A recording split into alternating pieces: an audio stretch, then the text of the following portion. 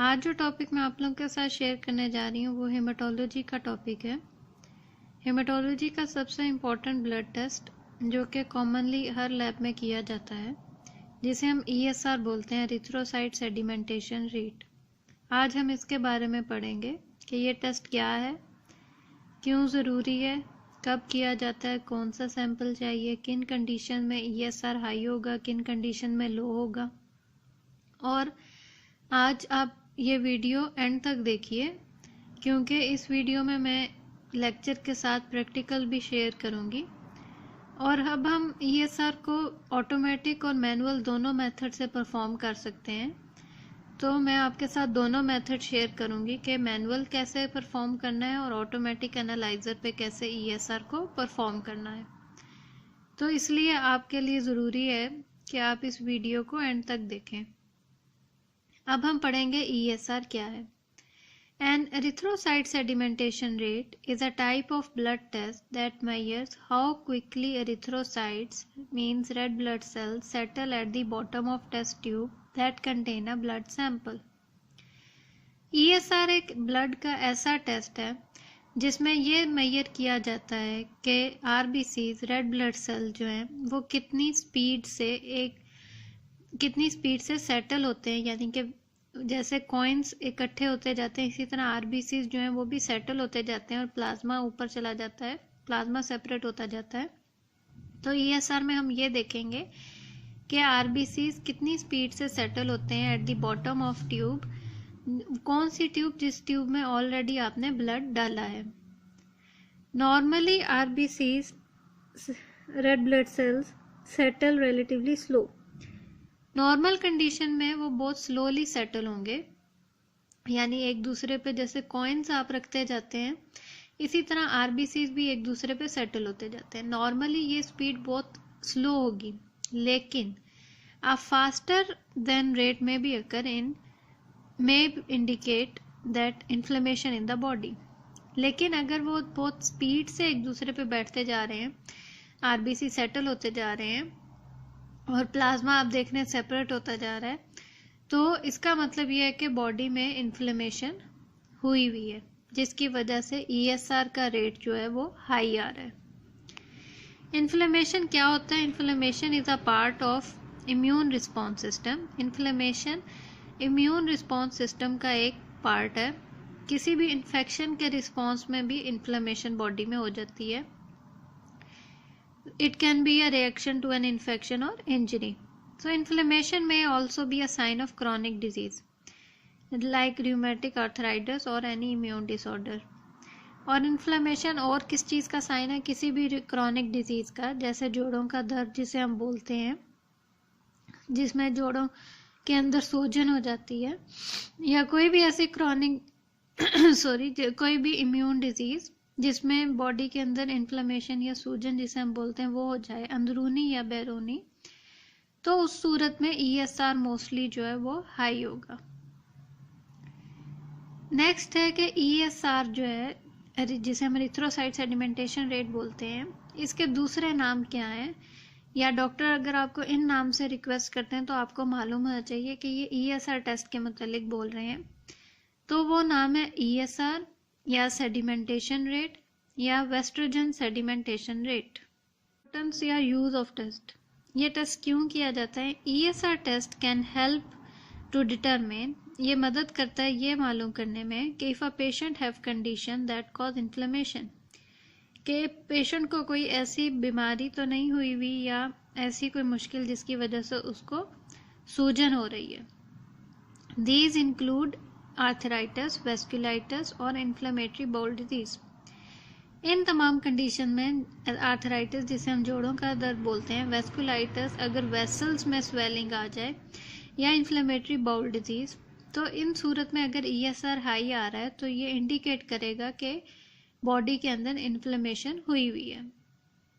वो बॉडी के अंदर क्या ऐसे सिम्टम्स होंगे जब डॉक्टर रिक्वेस्ट करेंगे ESR, तो वो सिम्टम्स हैं headache, weight loss, neck and shoulder pain, fever, joint stiffness, loss of appetite जिसे हम कहते हैं भूख ना लगना, और एनीमिया। इन तमाम कंडीशंस में भी ESR जो है वो रिक्वेस्ट किया जाता है। नेक्स्ट आता है सैंपल। हमें ESR टेस्ट करने के लिए कौन सा सैंपल चाहिए? हमें सोडियम सिट्रेट एंटीकोगुलेंट ब्लड चाहिए होता है, जो कि नॉर्मली 1:4 रेशो के हिसाब से यूज़ होता है, यानी कि 1.6 ml आप ब्लड लेंगे और 0.4 ml जो है वो सोडियम सिट्रेट लेंगे।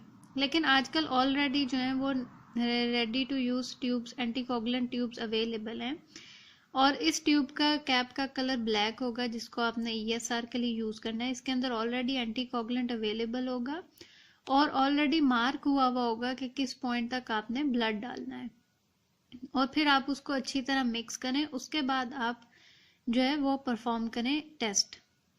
रीडिंग टाइम, नॉर्मली अगर आप इसको मैनुअल मेथड से परफॉर्म कर रहे हैं तो आपको 1 घंटा लगेगा।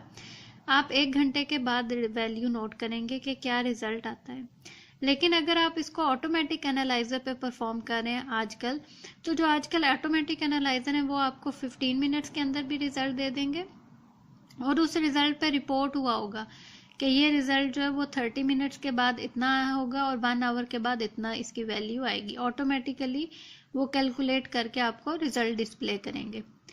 या फिर 30 मिनट्स के बाद आप सेटिंग्स में से चूज़ कर लेंगे कि आपको कितने मिनट का बाद ESR रिजल्ट चाहिए। लेकिन मोस्टली रिकमेंड किया जाता है कि 30 मिनट्स जो है वो यूज़ करना चाहिए मेथड ESR रिजल्ट के लिए, ताकि उसमें ज़्यादा एक्यूरेसी होगी उस रिजल्ट में। नॉर्मल रेंज जो है मैन यानी मेल्स में 0 to 15 mm/h होती है इसकी वैल्यू। अगर 0 या 2 या 3, 4 तो इसका मतलब है ये नॉर्मल है। और फीमेल्स में 0 to 20 mm/h होती है। जैसा कि आपको मालूम है कि मेल्स और फीमेल्स में हीमोग्लोबिन और RBC का डिफरेंस होता है। RBC काउंट जो है वो मेल्स में ज़्यादा होता है और फीमेल्स में कम होती है। इस वजह से ये ESR की रेंज पे भी अफेक्ट करता है, क्योंकि ESR क्या है? ESR जैसे हमने डिस्कस किया है कि वो रेड सेल्स का मुतल्लिक है कि रेड सेल किस स्पीड से सेटल डाउन होंगे at the bottom of surface. तो नॉर्मल रेंज मेल्स की है वो 0 to 15 mm/h और फीमेल्स की है 0 to 20 mm/h। कौन सी कंडीशन हैं जिसमें ESR हाई होगा? अगर पेशेंट को कोई इन्फेक्शन है, स्वेयर बैक्टीरियल और वायरल इन्फेक्शंस में भी कई दफ़ा ESR हाई होता है। Rheumatic arthritis, vascular disease, heart disease, kidney disease and certain cancers और इन्फ्लेमेटरी बाउल डिजीज़, इन कंडीशन में जो है वो ESR वैल्यू जो है वो ज़्यादा होती है। और लो ESR होगा, लो ESR रेयर केस में होता है। ऐसी केस जिसमें पॉलीसाइथीमिया क्या होता है? पॉलीसाइथीमिया में RBC काउंट, हीमोग्लोबिन काउंट जो है वो बहुत ज़्यादा होती है, जिसकी वजह से ESR जो है वो लो होता है। इसके अलावा सिकल सेल एनीमिया में ESR की वैल्यू काफ़ी लो होती है। बाकी तमाम टाइप ऑफ एनीमियाज में ESR की वैल्यू हाई होगी, लेकिन सिकल सेल एनीमिया वो वाहिद टाइप ऑफ एनीमिया जिसमें जिसमें ESR जो है वो लो होगा। क्यों? क्योंकि RBCs की शेप जो होती है वो सिकल शेप्ड हो जाती है, जिसकी वजह से वो इम्प्रॉपर सेटल होते हैं। इसके अलावा ल्यूकोसाइटोसिस में भी कई दफ़ा लो ESR होता है। मॉडरेट ESR यानी कि अगर आपने बताया कि females, specially in the case of females या मेल्स में अगर आ रहा है 20-25 या फीमेल्स में 25 to 30 आ रहा है, यानी कि मॉडरेट लेवल पे हाई है, तो उसकी फीमेल्स में जो है वो प्रेगनेंसी और मेंस्ट्रुएशन की वजह से मॉडरेट लेवल ESR हाई होगा। अगर फीमेल प्रेग्नेंट है तो नॉर्मली उसका ESR कई दफ़ा हाई होता है, और कई दफ़ा किसी सर्टेन ड्रग्स का साइड इफ़ेक्ट की वजह से भी ESR जो है वो मॉडरेटली थोड़ा हाई होगा। लेकिन एट द एंड पे ये भी डिस्कस किया जाता है कि ESR जो टेस्ट जो है वो आपको स्पेसिफिक टेस्ट नहीं है, वो आपको किसी भी डिजीज़ की स्पेसिफिसिटी शो नहीं कर सकता कि इस पेशेंट को ESR अगर हाई है या इस पेशेंट को अगर इन्फ्लेमेशन और ESR नॉर्मल आ रहा है तो हो सकता है इसको इन्फ्लेमेशन ना हो। नहीं, ऐसा नहीं है। ESR जो है वो किसी भी डिजीज़ के लिए स्पेसिफिक टेस्ट नहीं है, बल्कि ये हेल्प करता है उस डिज़ीज़ को असिस्ट करने में, मालूम करने में, या एक प्रोवाइड करता है एक्स्ट्रा इंफॉर्मेशन कि बॉडी के अंदर इन्फ्लेमेशन है या नहीं है। मोस्टली ESR और CRP सी रिएक्टिव प्रोटीन को टुगेदर रिक्वेस्ट किया जाता है, क्योंकि ये दोनों टेस्ट जो हैं ये हेल्प करते हैं इन्हें किसी भी बॉडी में इन्फ्लेमेशन डायग्नोज करने में, और ये दोनों ही बहुत पुराने टेस्ट हैं। अब मैं आपके साथ शेयर करूंगी कि ऑटोमेटिक और मैनुअल एनालाइजर दोनों ऑटोमेटिक एनालाइजर और मैनुअल मेथड दोनों तरीकों से हम कैसे ESR को परफॉर्म करेंगे। तो अब आप देखेंगे कि हम इस प्रैक्टिकल, अब आप इसका देखेंगे कि अब हम इसको कैसे परफॉर्म करेंगे। तो शेयर करूंगी कि मैनुअल ESR हम कैसे परफॉर्म करते हैं। इसके लिए हमें चाहिए होगी डिस्पोजेबल ESR पाइपेट, जो कि वेस्टर्जन मेथड के लिए, और इस तरह की वो होगी मेजरमेंट, और इस तरह ये होगी वेस्टर्जन पाइपेट अवेलेबल, और ESR सैंपल कलेक्शन ट्यूब, और इसके लिए ESR स्टैंड, ताकि बिल्कुल वर्टिकल पोजीशन में हम इसको रख सकें, और टाइमर जिसे ऑलरेडी मैंने 59 सेकंड ऑलमोस्ट 1 आवर पे सेट किया हुआ है। इसमें हम ये मार्क दिया हुआ है, इसके अंदर एंटीकोगुलेंट ऑलरेडी सोडियम सिट्रेट मौजूद है। इस मार्क तक हम ब्लड फिल करेंगे और फिर हम इस स्टैंड पे रखेंगे और इस ट्यूब को इसमें फिट करेंगे, और फिर 59 सेकंड टाइमर स्टार्ट करके हम रिजल्ट रीड करेंगे। तो इस तरह हम परफॉर्म करेंगे मैनुअल मेथड ESR का। एक पेशेंट का सैंपल है। अब इसमें देखें ऑलरेडी ब्लड इस लेवल तक हम लोगों ने डाल लिया है। अब इसके अंदर मैं ये ट्यूब इंसर्ट करूँगी, जिसे हम वेस्टर्जन ट्यूब भी बोलते हैं, और फिर मैं ये टाइम स्टार्ट करूँगी, और 1 आवर के बाद हम रीड करेंगे कि हम लोगों का ESR कितना आता है। इस तरह वर्टिकल पोजीशन में मैं ये रखूँगी, और अब मैं स्लोली इसको इसके अंदर इंसर्ट करूँगी ताकि ये फिल हो जाए। ये देखें अब ये फिल हो गई है। अब मैं टाइम स्टार्ट करूँगी, और अब हम 1 आवर के बाद जो है रीड करेंगे कि इस पेशेंट का ESR कितना है। चेक करें इस पेशेंट का रिज़ल्ट 1 आवर के बाद। इसकी रीडिंग हम ऊपर से काउंट शुरू करेंगे, तो इसकी रीडिंग आती है 10। तो इस पेशेंट का ESR हम रिपोर्ट करेंगे 10 mm पर 1 आवर।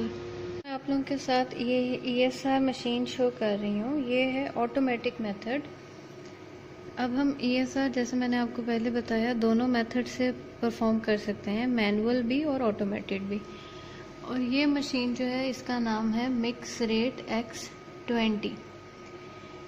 ये इसकी डिस्प्ले है, ये इसका यूजिंग कीपैड है, इधर इसका प्रिंटर है जो कि हम इधर फीड करते हैं, और ये इसकी प्लेस है जिसमें हम ESR ट्यूब्स रखेंगे। इधर बैक साइड पर इसका बटन है ऑन करने का, मैं आपको बताऊंगी, और इसको हम ऑन करके देखते हैं। इसका बटन है जिसको मैं अब ऑन करूंगी। अब इसमें ये बता रहा है कि डे हैज़ चेंज्ड। तो अगर आपने डिलीट करना है पिछला रिज़ल्ट तो एंटर प्रेस करें, और अगर आपने डिलीट नहीं करनी हिस्ट्री तो एस्केप प्रेस करें। तो मुझे इसका प्रीवियस रिज़ल्ट डिलीट नहीं करना है, इसलिए मैं एस्केप पे प्रेस करूँगी। तो इसके बाद ये इस तरह प्लीज़ वेट पे चली जाएगी, और इसके बाद मेन स्क्रीन जो है वो अपीयर होगी। Vacuum tubes, ESR vacuum tubes, जो कि हम यूज़ करेंगे ESR रन करने के लिए, ये इस तरह होंगी। ये आप देख रहे हैं, ये इस तरह ऑलरेडी एंटीकोगुलेंट इसके अंदर मौजूद है, और आपने केयर करनी है कि इसके डाउन पोर्शन को बिल्कुल टच नहीं करना है, क्योंकि वो रीडिंग के लिए सेंसिटिव होता है। इसलिए अगर आपके कोई फिंगरप्रिंट्स हैं तो वो रीडिंग में अफेक्ट करेंगे। तो ये इस तरह ESR ट्यूब है, और ये जो मार्क है, इस मार्क तक हमने ब्लड को फिल करना होता है, और उसके बाद फिर हम इसको रन करते हैं। तो इसको हम कहते हैं मोनोसेड ESR वैक्यूम ट्यूब्स। ऑलरेडी इस पर एक्सपायरेशन मेंशन होती है, आप चेक कर लें आपकी ट्यूब्स एक्सपायर तो नहीं है, और 50 पीस इस बॉक्स में होंगे। और इस मशीन का बेनिफिट ये है कि आप इसमें कंट्रोल्स भी रन कर सकते हैं। 2 तरह के कंट्रोल्स अवेलेबल हैं, नॉर्मल और एबनॉर्मल। ये इस तरह अवेलेबल होंगे। ये नॉर्मल कंट्रोल वाइट कलर में, और ये ब्लैक कलर में एबनॉर्मल कंट्रोल। ऑलरेडी मैंने इनको फिल कर दिया है, और मेंशन भी किया है एबनॉर्मल कौन सा है और नॉर्मल कौन सा है, लेकिन मशीन में रन करने से पहले इनको मैं अच्छी तरह जो है वो मिक्स करूँगी, उसके बाद मशीन में हम इनको रन करेंगे। मेन स्क्रीन जो है वो अपीयर हो गई है। मेन स्क्रीन में फर्स्ट पे है आईडी, जिसमें हम पेशेंट की आईडी डालेंगे। सेकंड पे मेमोरी, जिसके अंदर रिज़ल्ट हिस्ट्री मौजूद होगी। थर्ड पे है क्यूसी, जिसमें हम जाके कंट्रोल रन करेंगे। फोर्थ प्रिंटर है, और फिफ्थ होस्ट, और सिक्स सेटअप, जिसमें सेटिंग्स है। और ऑलरेडी इसमें 20 पोजीशन हैं, वो ऑलरेडी मेंशन है, और जिस पोजीशन में हम जो सैंपल रखेंगे वो ऑलरेडी इस पर अपीयर हो जाएगा। अब मैं इनको अच्छी तरह मिक्स कर रही हूँ। जब ये पूरी तरह मिक्स होंगे तो फिर मैं आपको बताऊँगी कि हम कंट्रोल कैसे रन करेंगे। ऑलरेडी इसमें बारकोड अवेलेबल है, तो इसलिए आप बारकोड सैंपल, अगर आपके पास स्टिकर्स मौजूद हैं तो प्रेफर करें कि आप वो स्टिकर से सैंपल को रन करें, ताकि एरर के चांस जो हैं वो बहुत ज़्यादा कम होंगे। अभी ये देखें अच्छी तरह मिक्स नहीं हुआ है। जब ये अच्छी तरह मिक्स होगा तो इसकी सरफेस, डाउन सरफेस पे आपको कोई भी रेड सेल सेडिमेंट नज़र नहीं आएगा। अच्छा, ये इस तरह पेपर होगा जो किट के साथ अवेलेबल होगा। इसके अंदर ऑलरेडी नॉर्मल रेंजेस मेंशन होंगी, नॉर्मल कंट्रोल और एबनॉर्मल कंट्रोल की। हम अपनी मशीन को, मैंने जैसे ऑलरेडी हाईलाइट कर दिया, हम लोगों की है मिक्स रेट फैमिली, तो ये उसकी मेन वैल्यू है नॉर्मल की, और ये रेंज है, ये एबनॉर्मल की मेन वैल्यू, और ये इसकी रेंज है। और जो कंट्रोल हमारे पास आया है वो ये वाला है। तो अब हम इसको एंटर करेंगे मशीन में, और उसके बाद हम सैंपल को प्लेस करेंगे। तो अब मुझे QC रन करना है, इसलिए मैं 3 पे जाऊंगी, तो ये QC आ गया। अब मैं इसकी आईडी डालूंगी, तो मैं 1 प्रेस करूंगी। अब आ गया कि सैंपल आईडी, इंसर्ट आईडी, तो मैं कोशिश करूंगी कि मैं बारकोड यूज़ करूं। तो ये मैं इसके बारकोड रीड करूंगी।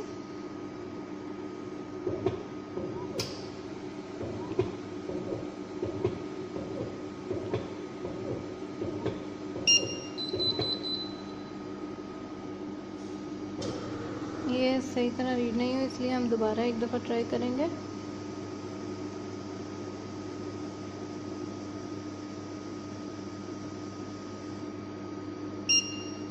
ये देखें, ये 025 रीड हो गई है। अब मैं इसके अंदर नॉर्मल कंट्रोल को प्लेस करूँगी।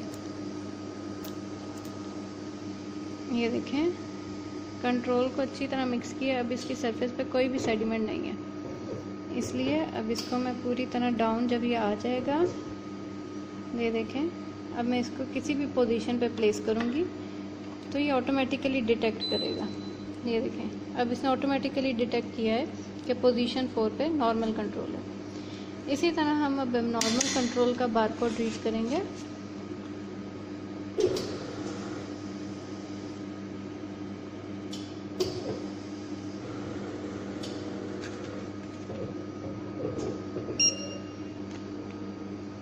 ओहो, ये मेन स्क्रीन आ गई, इसलिए मुझे दोबारा 1 पे जाना पड़ेगा, और अब मैं दोबारा से नई सैंपल आईडी इंसर्ट करूँगी।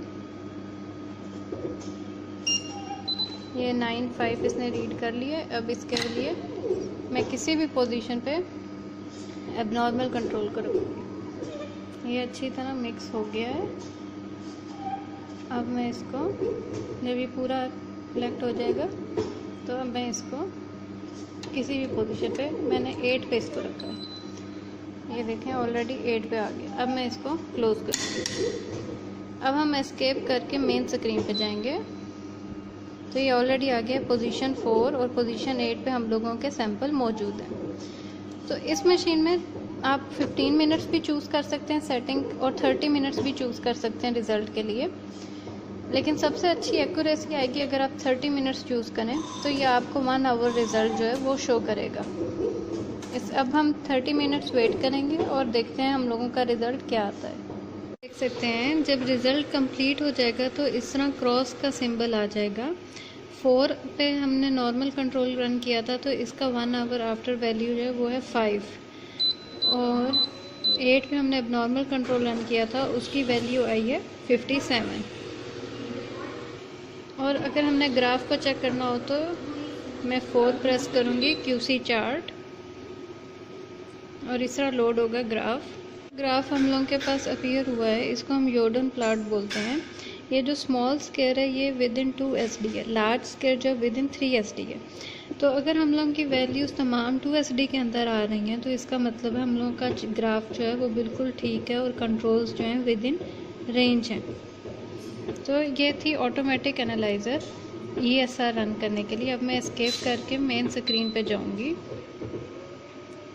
तो इसी तरह जब हमें पेशेंट्स रन करना होगा तो हम 1 में जाएंगे और पेशेंट्स की IDs को एंटर करेंगे और सैंपल रन करेंगे। ठीक है, तो ये था ऑटोमेटिक एनालाइज़र जो ESR के लिए मिक्स रेट X20, इसको हम कैसे यूज़ करते हैं।